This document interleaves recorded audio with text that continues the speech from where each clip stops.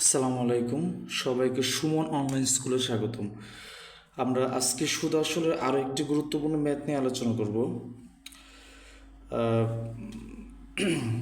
13.5% মুনাফায় কত টাকা 5 বছরের মুনাফা আসলে 8,375 টাকা হবে।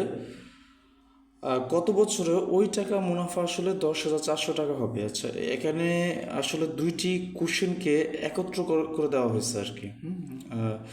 আমরা যদি প্রথম কন্ডিশন খেয়াল করি, এক ধরনের কোশ্চেন চাওয়া হয়েছে, মানে মূলধন চাওয়া হয়েছে, পরবর্তী কোশ্চেনে ইভিচুয়ালি চাওয়া হয়েছে হচ্ছে সময়টা আর কি। তাহলে আমরা প্রথম শর্ত মতে যা যা দেওয়া আছে সেইগুলো আমরা লিখি। প্রথম শর্ত মতে আমরা পাচ্ছি সেটা হচ্ছে রেট পাচ্ছি 13.5%, তারপরে সময় পাচ্ছি 5 বছর, তারপর হচ্ছে মুনাফা আসলে হচ্ছে 8,375 টাকা। তা আমরা যে সূত্রটা জানি সেটা হচ্ছে আই সমান PNR/100। এটা মূলত সুদের সূত্র। এই সূত্র থেকে আমরা অন্যান্য ফর্মুলা তৈরি করতে পারি। এই ক্ষেত্রেও এখানে যদিও কোশ্চেনে দেওয়া আছে মুনাফা আসল, আমরা জাস্ট উভয় পাশে পি যোগ করে দিলেই এটা আসলে মুনাফা আসল মানে সুদ আসলের সূত্রে পরিণত হয়ে যায়। তো সেক্ষেত্রে আমরা যেহেতু কোশ্চেনে সুদ আসলের কথা বলা হচ্ছে 8,375 টাকা, তাহলে এখানে আই প্লাস পি হচ্ছে 8,375 টাকা। পি আমাদের কাছে অজানা, তাহলে পি রেখে দিলাম। এন হচ্ছে 5 বছর, আর হচ্ছে আর হচ্ছে 13.5%, নিচে 100। দশমিকের জন্য আমরা নিচে 1 দিলাম, এরপরে যেহেতু একটা সংখ্যা তাহলে হচ্ছে আমরা 0 দিতে পারি আর কি। আমরা যদি কাটাকাটি করি 5 দিয়ে 100 মাঝে 20 বার, 5 দিয়ে যদি কাটি তাহলে হচ্ছে 27 বার, আর 5 দিয়ে কাটলে 2 বার, প্লাস পি। তাহলে আমরা যদি আগাই তাহলে হচ্ছে 8,375 সমান উপরে হচ্ছে 27 পি, নিচে হচ্ছে 40 প্লাস পি।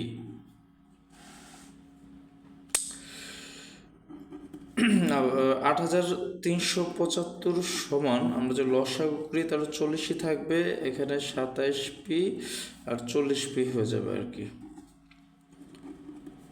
8,375 আর হচ্ছে উপরে 67p/40। 67 দিয়ে আমরা যদি এটাকে কাটি তাহলে হচ্ছে হবে 83 মাঝে একবার যাবে, এটা হচ্ছে 125 বার। আমরা যদি কাটাকাটি করি ভাগ করি তাহলে দেখা যাবে যে 67 দিয়ে 8,375 মাঝে 125 বার যায়। 125 হচ্ছে আপনার 500, সাথে 0 যোগ করে দেব 5,000। অর্থাৎ এই অঙ্কে আমরা যে কত টাকা মেইনলি আমরা মূলধন এখানে পেয়ে গেলাম 5,000 টাকা। তাহলে পরবর্তী কোশ্চেনে যদি আমরা আগাই তাহলে কোশ্চেনে বলা হচ্ছে যে কত বছরে ওই টাকা মানে 5,000 টাকা মুনাফা আসলে 10,400 টাকা হবে।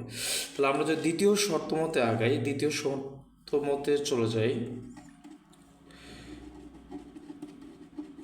দ্বিতীয় শর্ত মতে আমরা পাইছি হচ্ছে সুদ আসল পাইছি কত 10,400 টাকা।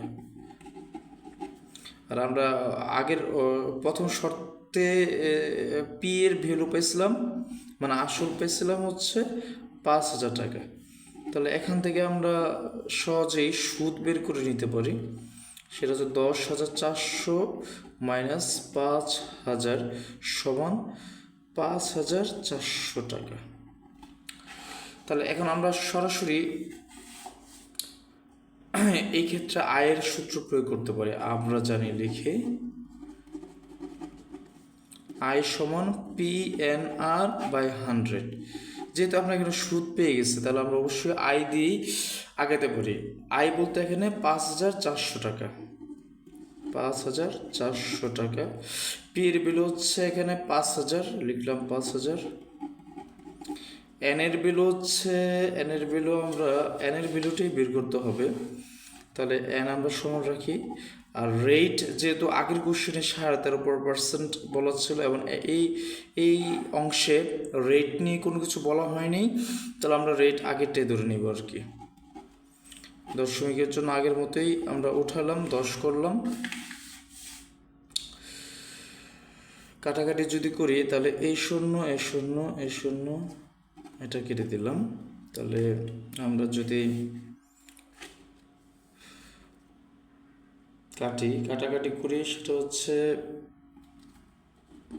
5400 সমান থাকবে হচ্ছে 5 দিয়ে 135 যদি আমরা গুণ করি তাহলে হবে 675 n। আর আমরা 5400-কে যদি 675 দিয়ে ভাগ করি ইভেনচুয়ালি আমাদের রেজাল্ট বের হয়ে যাবে 8, অর্থাৎ সময় হচ্ছে 8 বছর। এটাই আমাদের উত্তর।